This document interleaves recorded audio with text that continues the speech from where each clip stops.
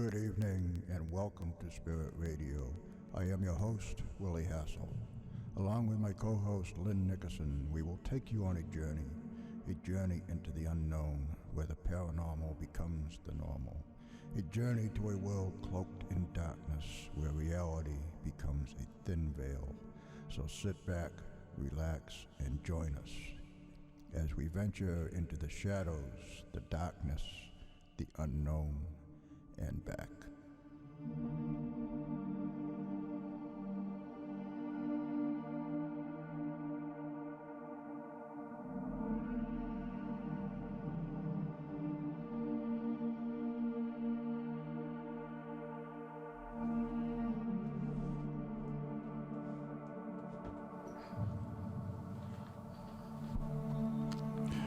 And good evening, and welcome once again to Spirit Radio, the Paranormal Experience. I am your host, Willie Hassell, your gatekeeper to the dark side, your guide to the realm of the unknown, the unseen, the unthinkable. And she is the always lovely, she is the mystical, she is the mysterious, and she is Lynn Nickerson. Good evening. Hey, good evening, Willie. How are you?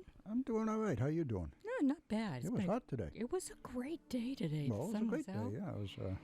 It was a hot, great day. Yeah, it was. It was kind of hard to adjust because we haven't had such nice weather. And it was muggy, too. It was muggy, too. Yeah. It was our first really hot day up here. It was. You want to take any guesses on how hot it got in Tucson today? Oh, I'm going to say about 104. I'm going to say 92. Okay. Just as a guess. But let's see who's closest. Because our guest tonight can probably answer that question for us. So, this week on Spirit Radio, the Paranormal Experience, it is a pleasure to welcome to the show Rocky Elmore. Rocky is a retired U.S. Border Patrol agent who spent much of his career working the night shift on the Mexican border in the Otay Mountains just east of San Diego, California. During his years on patrol, he and his fellow agents faced bandits, smugglers, and even mountain lions on a nightly basis. But it didn't stop there. The dark trails walked each night would soon lead to surreal encounters of a different dimension. The ghost of a recently fallen agent began to appear on the top of the cliff from which he died. Mysterious encounters with large bipedal creatures about 10 to 12 feet tall. Sightings of a little girl ghost wandering around in the mountains and then disappearing before their eyes. In his new book, Out on Foot, Rocky tells of many strange paranormal encounters he and his fellow agents witnessed. So, let us welcome to... Uh-oh. That kind of sounds to me like we lost Rocky. Let me see. I'll go and check. Would you do that, please? Something has gone terribly wrong. We're not supposed to get a busy signal. Well, it's wonderful to have you on the show. We both read your book, and we just loved it. Well, as everybody knows, this is a paranormal talk show, and we want to hear about all kinds of unexplained phenomena. However, there's another important issue that I want to mention here, and what I'd like to make clear is that what you and your coworkers do and have done is to help maintain a way of life, safety, and freedom for us all as a result of all of your hard work. And over the course of performing all of your duties as U.S. Border Patrol agents, there's always the potential for dangerous, life-threatening situations. For example, as Willie has already mentioned, there are illegals, and many of them may be docile, but there are a few who are ruthless bandits, and some of them have no compunction to pull a trigger and wish anyone harm. And also there are some other risky situations that you guys experience which border on insufferable because of the temperature extremes or the close proximity to the wildlife such as rattlesnakes, bears, and mountain lions, as Will has already mentioned. So each day, the U.S. Border Patrol agents put their lives on the line for the sake of our freedoms. So we do thank you for your service. Yes, I wanted to mention that right up front, Rocky. Thank you. Thank you for your service and risking your life for the rest of us. We appreciate the support. Truly. It's such a wonderful book, but I don't think people understand the underlying story of all this, what you go through. So... Yeah, I think, of course, obviously I get lots of interviews because of the paranormal in the book, And a lot of people, most people, buy the book because of the paranormal related to law enforcement and them being all true stories. But then the feedback I get from almost everyone is that surprisingly they enjoyed the rest of the book as much, if not even more, than they did the paranormal sections. And I would say the book's probably about 65% normal stories. in my world, they're considered normal. In the reader's world, they're still considered pretty paranormal. And then about 35% actual paranormal stories. Yeah, there is so much more in there besides just the paranormal stories, and it's the whole book is the whole book is a great book. It gives you a really cross section of what you guys have to put up with, and I had no idea. It gets so darn hot out there, and you're stuck out there for hours.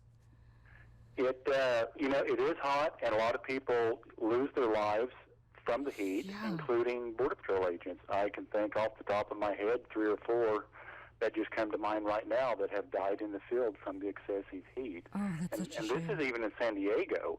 People don't realize that once you get about 10 miles inland in San Diego and off that coastline and in those mountains, you're hotter. Back in extreme desert heat. Oh, well, I don't know how you put up with that. Well, I wanted to touch on some of the dangerous, risky situations that you were facing. And what comes to mind, the mountain lion stories really intrigued me. Now, there were two stories that you had in particular, and then there was the story of Dalton Connor. So I wanted to start off with yours and finish the mountain lion stories with Dalton, because that's quite a culmination. So, okay, yeah, I probably could have written several chapters on Dalton. Really? He was quite a character. That was just one of his many misadventures. That poor, it seems to me he was probably more on the psychic side. He was an artist, right? Yes, he's a very good artist. He was just, as I explained in the book, he had 2 Anglo-Saxon names, but he was Chilean. Yeah. And I think his mama may have been from Panama, but he was born in Chile, and his father was an American citizen. I believe his mother may have been a Panamanian citizen. And so he grew up there, and then he was in the Panama Army, and then he came into the American Army, and then he came into the Border Patrol, and he had lots of adventures. Well, let's start off with a couple of yours. You were patrolling some illegal aliens, and one of the guys operating the scope thought that the mountain lion was following the aliens, right? And you weren't aware of it? Are we talking about something that happened to me or Dalton's story? You first. I was thinking of starting with you. Okay. Yeah, there was an incident. Actually, I had several close calls with mountain lions. But there was one night we were working down in an area called Otay Valley, extremely, extremely dark in most of these areas. And I explain in the book that when you work with a scope operator, you're just walking totally blind. You don't use your flashlight. A lot of times you can't really see anything. And the scope operator is telling you every single step to take. He will usually tell you 50 feet straight ahead, 10 feet to the left and such. So he was putting me and my partner in on a single individual that had crossed through the valley illegally. And we were closing in on him, and we got probably about 30 feet away, and all of a sudden the scope operator told us to stop immediately. And we did, and we asked him what was up, and he said, well, you're only about 30 feet away from the alien, but a mountain lion just walked in between you and the suspect. So there's a mountain lion in between you. And we couldn't see him at all because it was that dark.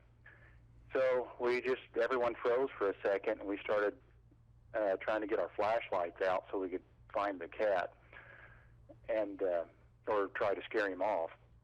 And then all of a sudden the scope said, well, the alien just took off running, and now the cat, looks like he's going to go after him. Oh. So by that time we managed to get our flashlights on, and I guess the light scared the cat off and changed his mind. He took off running a different direction. But that's the kind of encounters that agents have with mountain lions on a nightly basis out there. And had it not been for that scope operator operating the scope, we would have never known the mountain lion was there. And, it could have ended up in an attack, or the cat would have just went about his business, and we would have never known how close we were to him, which was what happened all the time. What was the location of the scope operator? Was he back at a vehicle? Yeah, these scopes were operated. They're large scopes. Now, in the early days when I first started out, they were what we called tank scopes because they came off an old Army tank, and they were handed down to the Border Patrol. And they were pretty good-sized, bulky scopes, and we would mount them in the back of the bed of a pickup and then park up on a hilltop somewhere where you could overlook an area, anywhere from 2 miles to 5 miles. And they saw thermal. They saw heat. Mm-hmm. So, and that plays important in a couple of the stories later. Yeah. But you can actually see, I now have a picture up of one of my former bosses running one of these type of scopes on my Facebook page for the book, Out on Foot. Oh. So people can go to that page and see what that scope and what that setup looked like. But you were sitting in the back of the pickup on a hilltop somewhere, and in the case of the mountain lion on this particular night, the scope operator was probably about 1.5 miles away from us watching this on a hilltop. Oh. All right, how about rattlesnakes before we get too far? But you're out there walking in the dark, and the snakes come out at night to cool off. You learn to walk, if you're wise, you learn to walk very carefully, very slowly. But you can't see. You move with purpose, and you walk in broken rhythm, and you stop and listen on a very regular basis. Oh.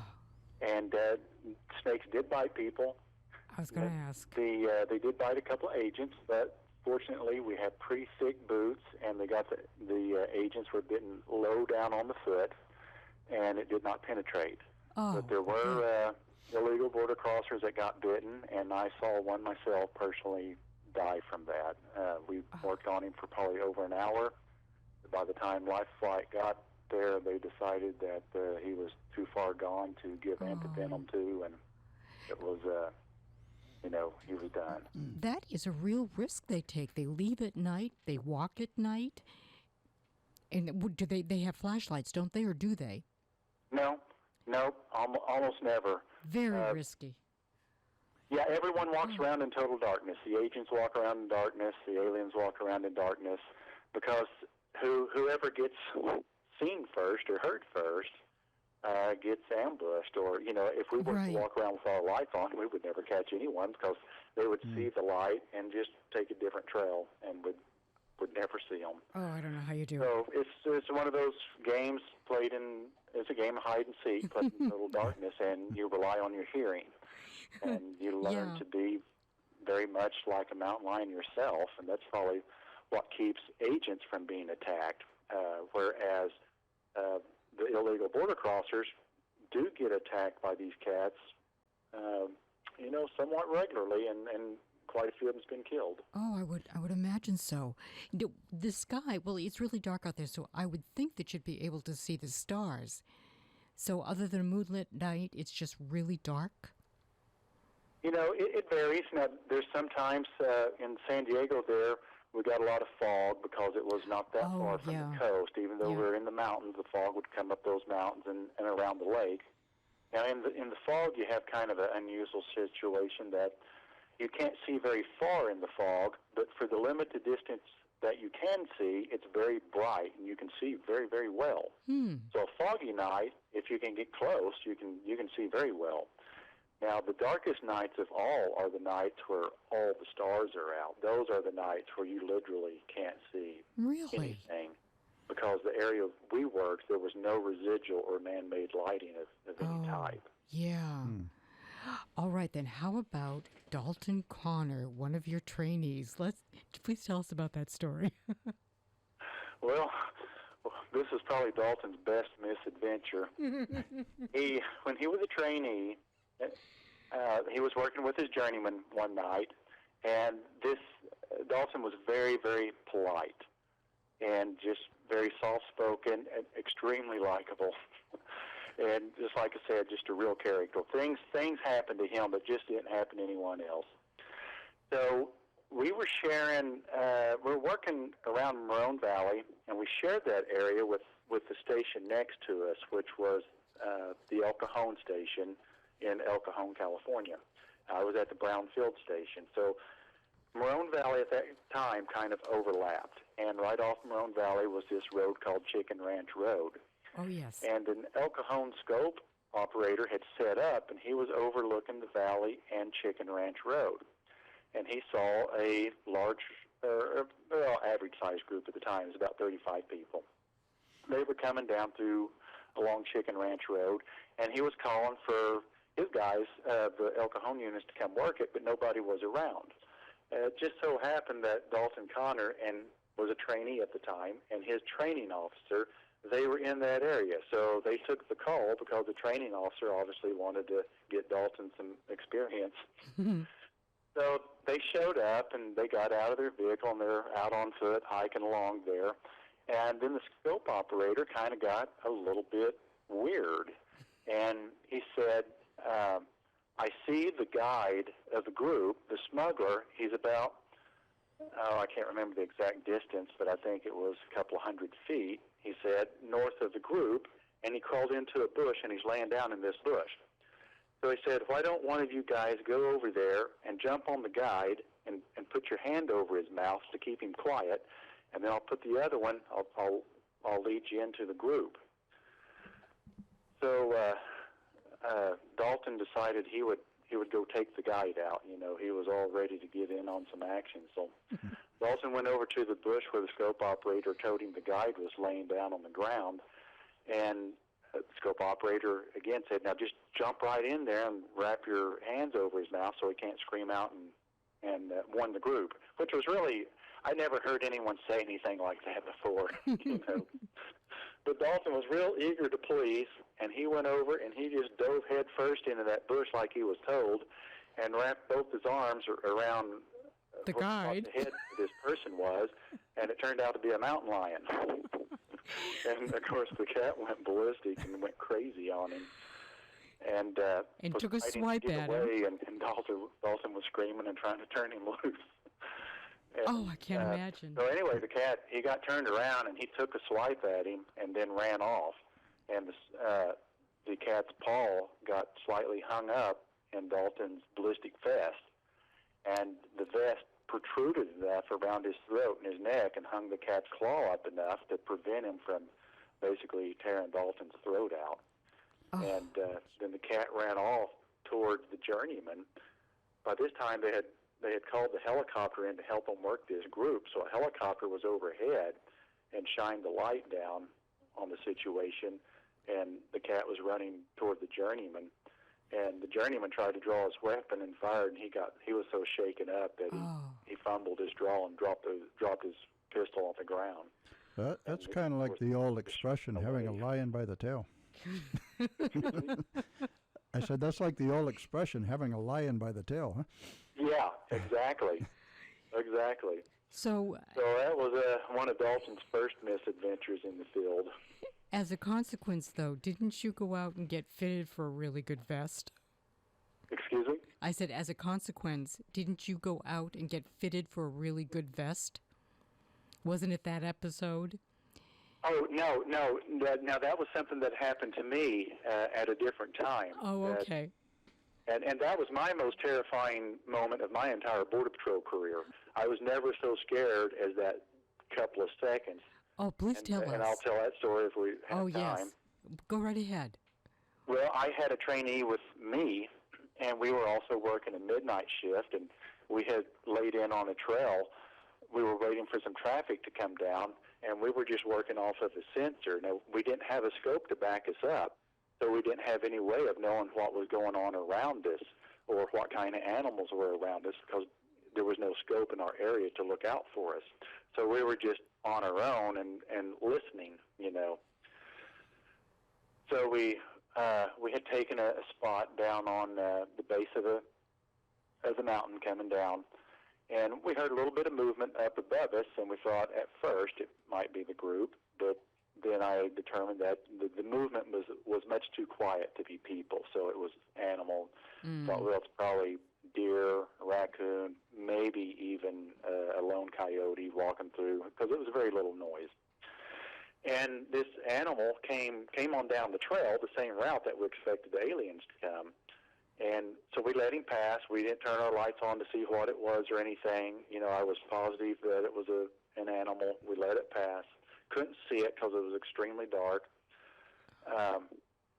Now, at this point, we're kind of next to a road. So the road was behind us. Now, if we looked across the road, we could see a little bit because it was reflecting a little bit of light. But when we was looking up the trail and up the hillside, we couldn't see anything. So we let the animal pass, and within just a couple of seconds of it getting behind us, we heard this incredible blood-curdling scream. Mm-hmm. And, you know, I turned around faster than I ever moved in my life, probably. And the trainee that was with me screamed himself, because I'm sure that's the first time he ever heard a cat. And we both spun around, and it was wintertime. I had a heavy coat on. I had a ballistic vest that was not my own. It was much too big for me. It was protruding to the side. We had just gotten issued new pistols and holsters, and mine fit very tightly up against my side. And I had on leather gloves, heavy leather gloves, because it was cold.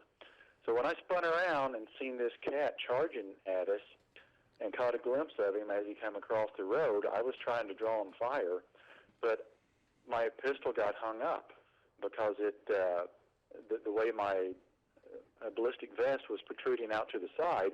When I lifted the pistol out, the back end of the pistol went right underneath that vest, and it was hopelessly hung, and I was ripping and tearing on it, and I couldn't get it out. And you had the gloves on, which made it more cumbersome. Well, I had a bad grip on top of it, and I was probably in danger of just dropping the entire weapon. So I was yelling at the trainee to start shooting, and I heard no gunshots. I don't know why. I didn't even ask him why later. Why didn't he shoot? He was probably running, wasn't he? Do what? I said he was probably running, wasn't he? No, he was frozen. He was just standing right there. He wasn't able to move. But yeah, unfortunately, the cat was not after us. Probably what had happened is it probably was a deer or a raccoon had walked by us on the trail, and the cat was watching it. And when it got in behind us, the cat charged across the road in our vicinity and then hit that animal. And when it hit that animal, again, the screaming and the blood-curdling screaming and the tearing was, you know, it was terrifying. I never heard anything like that in my life. And we left the area. I told the trainee, said, it's time for us to get out of here right now. And that's the only time that I ever left the area because of the mountain lion. Oh, it just sounds so frightening. So Yeah, really. you went out and you got yourself outfitted for a new vest, one that fit you. The next day I went out and I spent probably $600. I got a new holster. I got a new vest. I got a different, I started wearing a different coat. And I never, ever wore a glove on my gun hand again. And it didn't matter how cold it got. I never put a glove on my gun hand again. I can understand that. You got to be ready. Really? Yeah. Oh, my Lord. Well, where was that? Was that in the Maroon Valley or Otay Mountain or where? That was in the Otay Lakes area, which was just the north side of Otay Mountain. And just, it was actually in between Maroon Valley and Otay Lake. Okay. It was basically the mountain area. The reason I ask is you had mentioned that Otay Mountain was really kind of almost a mystical place, that it seemed like things could occur up there that defied some of the natural laws of the universe. So there were other strange things that happened, and one of them was a female hiker that had been discovered, only she didn't live to tell you anything, although dead people talk. But she was murdered. Do you want to tell us about her a little bit? Yeah, I was a trainee, and I did not see the body myself, but there was an area where there was a ridge line in the middle of the mountain, to where once the groups of illegals got across the first peak and down into the valley, then they could get up to the second peak, and they were kind of protected up there from us. because they could see us. We had to hike over to it, and it took us several hours to get over there. So they could stay up on this peak that we call the KOA Ridgeline, Campgrounds of America, because they would get up there and just hang out and watch until they thought they could beat us out, and then they would take off. So they were up there, and agents had went ahead and hiked over there, trying to get to the group, in vain. And when they got there, they discovered two murder victims, actually. Oh. One was female and one was male, and the female head was missing. And, of course, the Border Patrol quite often tried to play these murders off as it was an accident, it was natural causes somehow, and then for some reason animals come by and took her head. Why do they try and discredit it? Why? Yeah, they try to discredit it, and but I don't know why? why they do things like that, or at least they used to do things like that. But I talked to agents who had been to the scene, and they said it looked like to them that a machete took her head off. They was quite confident it was a murder scene, and her head was missing, and as far as I know, her head was never found. So the idea was they'd have to spend money if they were investigating it as a murder, so they just kind of called it an accident? Do you think that's kind of the thinking because behind at that point it became a sheriff's investigation. And honestly, these mountains was not something that the sheriff's department had any intention of hiking. I think they did go over to the site probably by helicopter, and then they said that they would look for the head later, but I don't think they ever really did come back and look for the head. And honestly, when crimes happen on the border and the crimes constitute illegal aliens crossing the border, the local police departments and sheriffs often just Turn blow ahead. it off. And Oh, that's a it's shame. ignored. Well, I thought it was important to bring that up because that's one of the things that you're up against is this ruthlessness that is potentially out there every day. Rocky, we are at the bottom of the hour. We're going to have to take a quick break. And when we come back, we're going to talk about a few of Rocky's paranormal experiences out there in the desert. And we're talking to Rocky Elmore, and his book is out on foot. And we'll be back in just a moment. Supernatural Magazine, the UK's newest paranormal magazine, provides support to Spirit Radio, the Paranormal Experience. It is the magazine's goal to bring every aspect of supernatural news and research from around the world under one roof to create a universal platform for all those interested in the supernatural. More information is available at supernaturalmagazine.com. You are listening to Spirit Radio, the Paranormal Experience on WSCA 106.1 FM, and we'll be right back after this short break.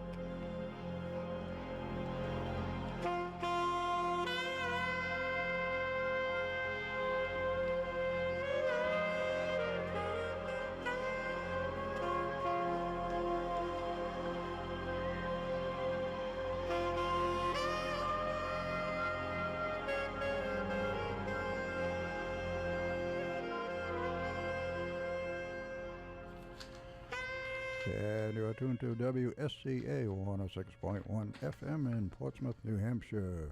And you are listening to Spirit Radio, the Paranormal Experience. And Lynn, I believe you have some upcoming guests to the show? We do, and we're going to try and keep this kind of short tonight so we can squeeze in more paranormal stories. So our upcoming guest list starts with June 4th. Mary Joyce is going to join us. She's an author of 2 books, and she's also the website host of Skyships Over Cachers, and we're going to talk about some of her latest current event postings. June 11th is David Saunderson of the UK will be visiting us via radio. To talk about his website, Spooky Isles. And this website is pretty much associated with all things paranormal and weird, and we'll be discussing banshees, werewolves, and vampires. June 18, Vala Ventura is going to be this will be her first time on our show, and she's just recently written a couple of books on oddities, and oddly enough, it will be about banshees, werewolves, and... What happened? I can't hear you. Can you hear me now? No, I can't hear you now. This is going to be one of those nights, huh?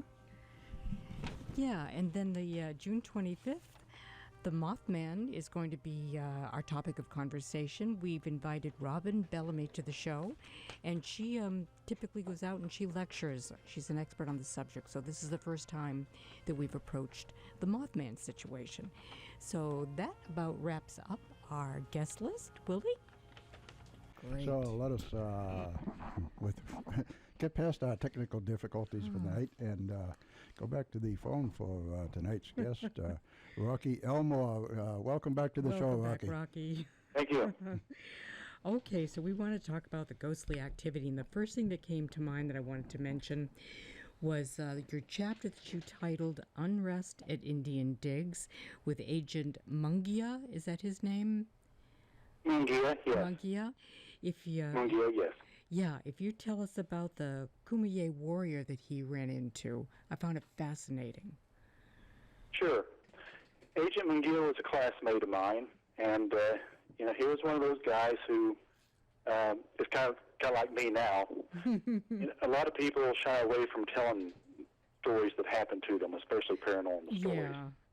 But he was like me. It happened, I was there, and it happened, and I'm going to tell it, and someone can't handle it, that's their problem. So I had heard about this story, about this encounter he had most of my career, but we worked different shifts, and I had never asked him about it. So once I started writing the book, and right before I retired, I called him up and asked him if he would share that story, and if I could use it, and if he minded if I used his name, and he said, no, go ahead. So fairly early in our career, everyone out there rode double pretty much most of the time, and he was down in Otay Valley, and Otay Valley had this area that had been an archaeological dig, and it didn't seem like anyone had been out there in quite some time, but their equipment was still out there, and it was still fenced off, and it was also a high traffic area for illegal traffic. So he had went out there and he had taken up a position and he had blacked out his vehicle, meaning he had turned all the lights off. He had taped over his interior lights and thrown his jacket over any kind of thing that might project a light. So he would be able to see out of his vehicle during the night hours. And he was sitting back there kind of relaxing, and all of a sudden he noticed somebody crouching up on him through his windshield. So he sat up a little straighter to get a better look at it, and he said it looked like a Native American warrior. And he said he had this thing in his hand that looked a little bit like a tomahawk, but not quite like a tomahawk.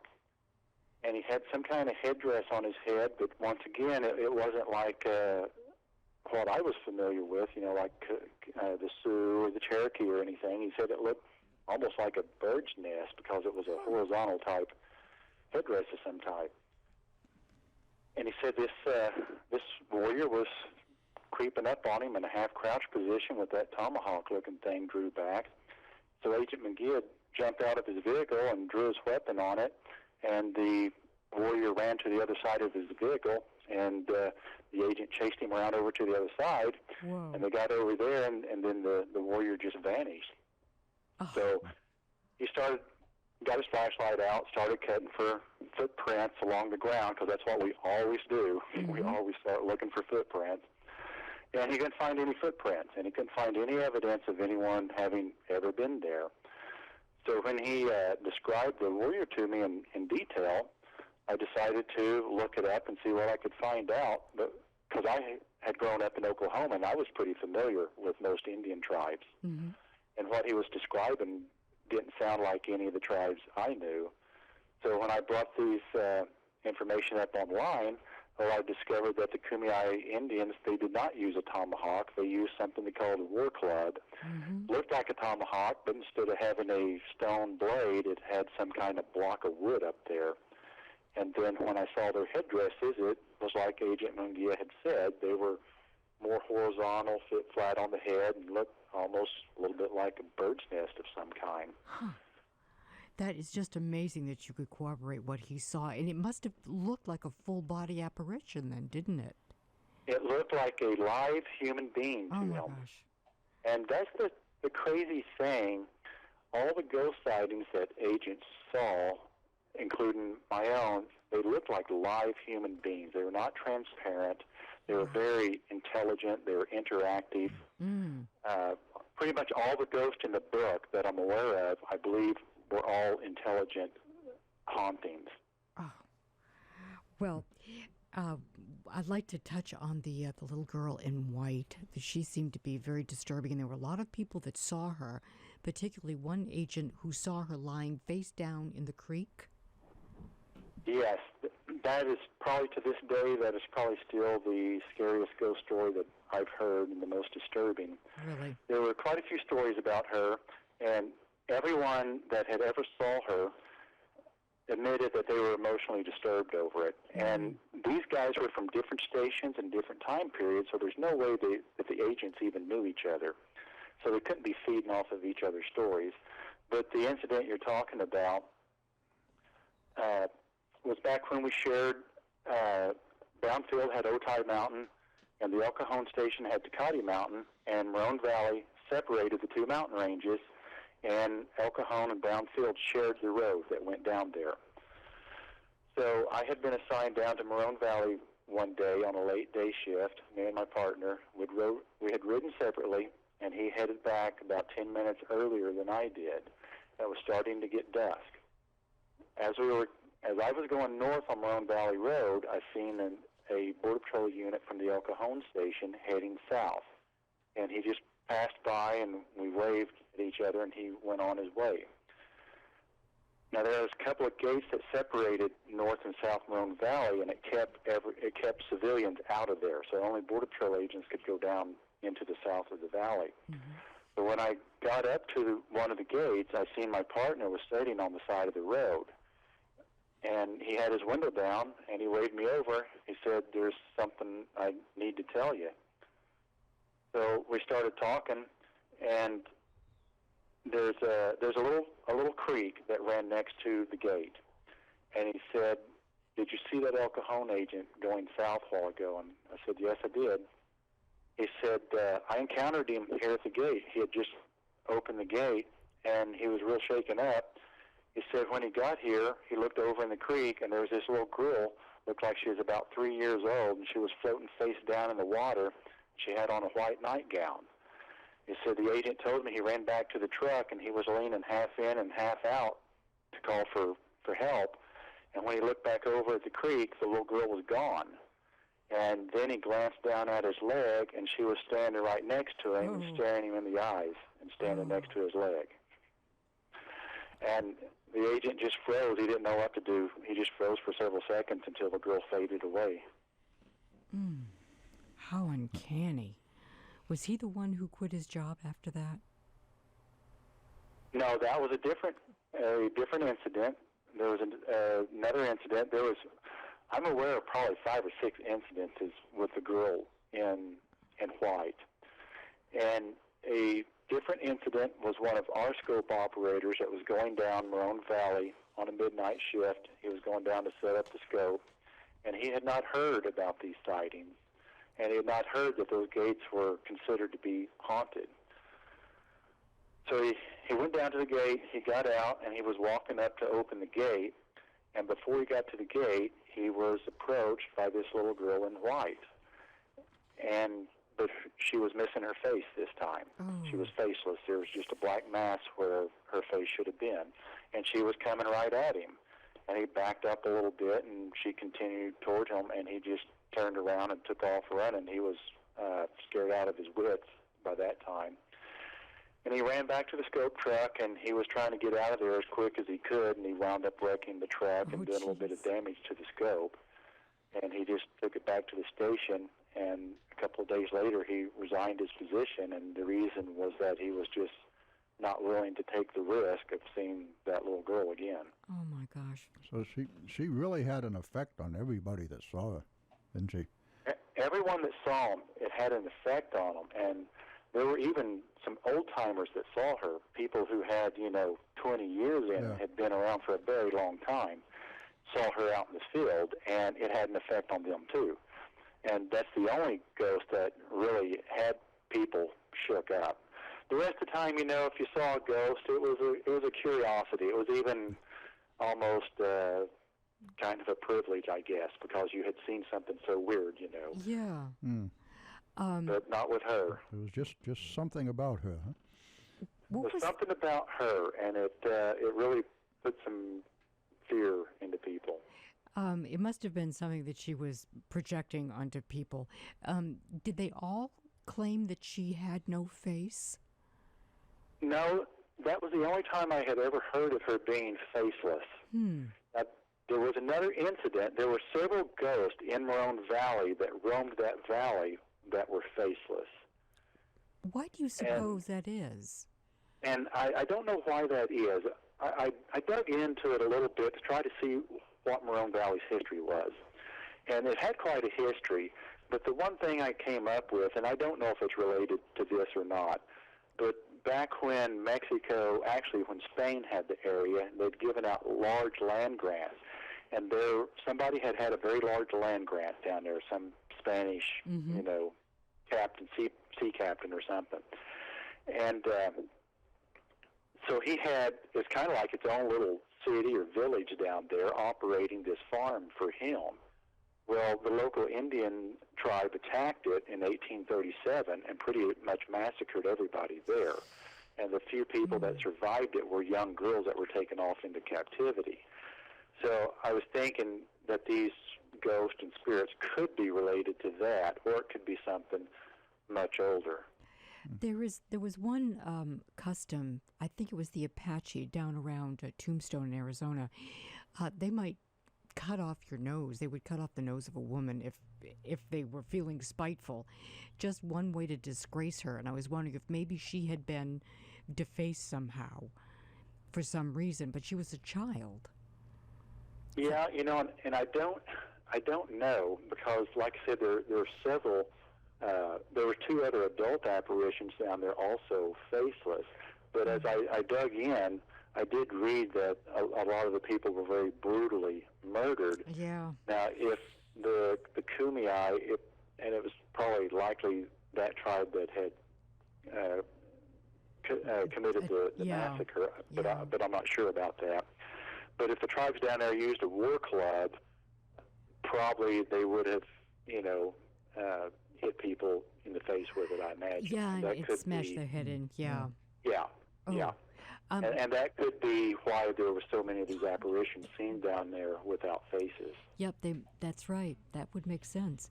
Really quickly, I don't want to stay on this too long, but the Kumeyaay, were they part of which language group? The Athabascan or Uto-Aztecan? What language group are they from?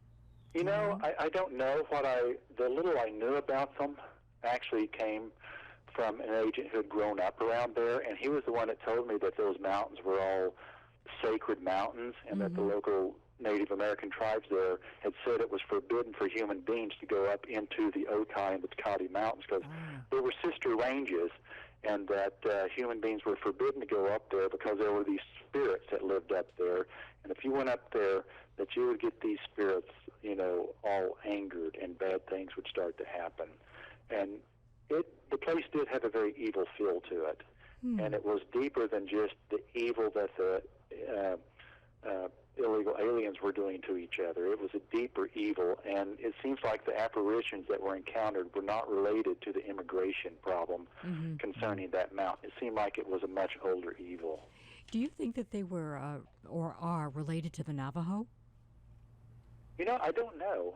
I don't know much about the tribe, really. Okay. Well, I don't know what. Actually, I think they're the largest tribe in that area.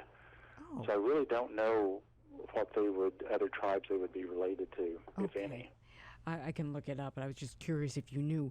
Well, I want to save enough time now for a Sasquatch story or two, and of course, Luis Santiago would like to talk about him. And we've got maybe 6 or 7 minutes, Willie? 7 or 8. Okay, great. So. Okay, well, I might have to shorten it a little bit. Okay. Why don't we start off with whichever Sasquatch story you'd like to give us? I will start with the one that involved myself. Oh, okay. When I was on the training unit, this was my first paranormal experience when I got there. We'd been about 4 months into the training unit, and what we were doing, 3 or 4 trainees were going out with a training officer, and we would just hike around all night looking for traffic and people to arrest. Well, this night we had went out to the Otay Lakes area, and we had gotten lost in the fog. So to find our way, we just hiked back to the Otay River, and we were following the Otay River. As we were paralleling the river, we heard this one very loud single splash in the water. And we knew it was not people running across the water. It sounded like something had fallen from the sky and hit the water. Oh. So we all looked at each other, and we all headed right over there. It was 3 trainees and a training officer. Now, as we approached the river, everyone started to know that something was very different with this. And the training officer drew his weapon, which was very unusual because we had not identified any threat yet, and there was 4 of us together, so there would be no reason for someone to draw a weapon, but he did. And as we got closer, I started to get these feelings that felt like they were being projected onto me, and that it was an overwhelming sense of doom and foreboding. It was a very depressive feeling. So we hiked up to the river, and we could see all the way across it. We could see nothing in the river, but there were 4 or 5 coyotes all along the edges, and they were looking into the water at the same spot we were. The coyotes were dry, so they had not caused that splash, and they had not been in the river.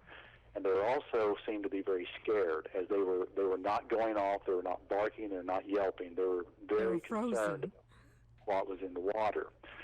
Well, we were standing right next to them, and they were standing in between us, and neither one of us was concerned with the other.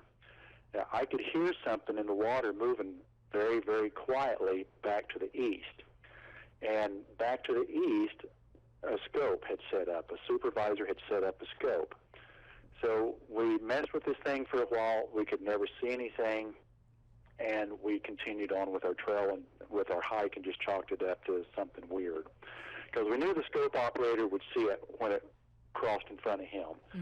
So about 20 minutes later, sure enough, the scope operator picked up some traffic, called in 2 more agents, and those agents got in the area and out on foot, and they're walking around, closing in on the group, and the scope operator all of a sudden calls them off. Now, this is a thermal scope, so a thermal scope can see something if it's producing heat, whether you can see it with your eyes or not. So he's running a thermal scope, and all of a sudden he calls these 2 agents off and tells them to get back to their ride and leave the area as soon as they can. And his reasoning for that was, he said, there is a very large predator behind you. But the agents could not see it. And it was a very bright light because there was a little bit of fog out, so they should have been able to see it. So the story went, supposedly at that time, that it was a mountain lion had followed these agents. But we knew that couldn't be possible because we would have seen a mountain lion in the water where we were. So a few months went by, and the scope operator, who was a supervisor, got a different job back east somewhere. And when he left, he told several people what he'd seen on the scope that night. He said what he'd seen was some kind of bipedal creature had come up out of the Otay River from the area we had encountered it. Some kind of bipedal creature had come up out of the river and was following these 2 Border Patrol agents around, and the agents were unaware of it, but the creature was right next to them. And he said, the way he described it, we're probably looking at 10 to 12 feet. He said it towered over the agents, it dwarfed them. It was the largest heat signature he had ever seen. So there was no way it could have been a bear up on 2 feet. It was too big, and we had no bears in our area anyway. And yet, these agents were being followed around by this, what he basically described as a Sasquatch-type creature, and they're within a few feet of it, just like we were, and yet they don't see it. That's amazing.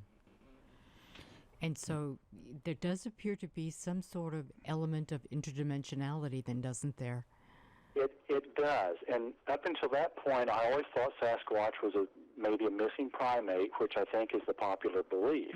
But after that, I changed my mind, and I think it is something that can, at the minimum, cloak itself or move through portals or dimensions. I really don't know what it is. I have any idea, really, but I don't think they'll ever catch one. And I think that's why we never have caught one. I think you're because right. it's got something else going for it, and Yeah. we can't deal with it. I think it's very intelligent. That and- makes a lot of sense, yeah. Yeah. That's Well- great. As we, one of the other trainees asked me when the incident was over, he said, "What do you think that was in the water?" I said, "I don't know, but I was getting really bad vibrations off of it." And he said, "Yeah, me too. All the hair on the back of my neck was standing up." So I know the other guys involved were feeling the same thing I was feeling, and it was a very, very uncomfortable feeling, and it was a feeling that was being projected onto me. I wasn't in fear of my life. I wasn't in fear of being attacked. It was something much deeper, and it was very gloomy and foreboding. Oh, that's so Very interesting. uncomfortable, Yeah. Yeah. Okay, so Luis Santiago, one of your very good friends and coworkers, he lost his life falling off a cliff, but the suspicion was that he was murdered. So he made his presence known shortly after he died. So could you tell us that we have 3 minutes? We unfortunately only got about 2 minutes. All right, 2 minutes. He reappeared after his death, and he was stopping groups of people, and he was making them wait for living agents to come catch them. Amazing. And they were doing whatever they were told. These were large groups. They would tell us that they were approached by a phantom Border Patrol agent. He told them to wait there. We would come and find the groups just standing there in absolute terror, usually still crying. And we'd take them all into custody. None of them would ever put up a fight. And then there was I documented about 10 to 12 sightings like that. Really? And then the last sighting that I was told about, and I can't prove this, was a group had claimed they were chased over the edge by a Border Patrol agent over the edge of a cliff, the same cliff he fell from. It killed the guide, and after that incident, Agent Santiago's ghost was never seen again. And it was suggested to me that that was because the ghost that had chased the group off that cliff, had killed the guide that had killed him, and that was what was proposed to me. I do know that after that incident and that smuggler was killed, that the ghost, the phantom Border Patrol agent, was never seen again. Oh, that is He had abruptly stopped and never started again. We checked out every scenario possible. If this was an agent pulling a prank, and it was not.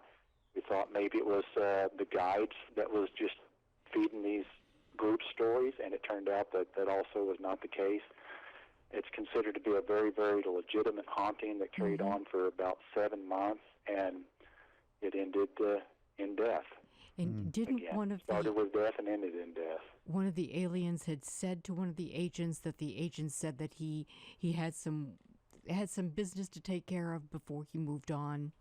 Yes. Yes. He told the groups over and over that he was very sad over his death and he couldn't move on, that something was left undone.